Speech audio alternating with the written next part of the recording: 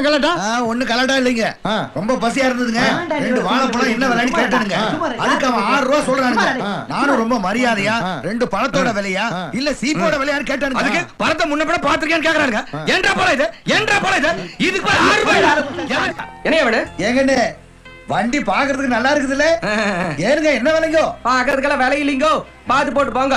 யோ கூட வேறியா பாக்குறானுங்களாமா? ஏனுங்க கிண்டலுங்களாக்கு விக்கிறதானே வச்சிருக்கீங்க? ஆமையா விலை என்னன்னு கேக்குறாருல சொல்லுங்க.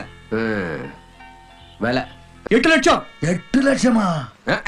இது வாழைப்பழம் விலை பேசி குறைக்கிறதுக்கு வண்டி வாங்குற மூஞ்சி கிளப்பர். கொஞ்சம் நில்லுங்க சின்னையா. ஏனுங்க நம்ம ஆறுங்கிறத இவருக்கு கொஞ்சம் காமி.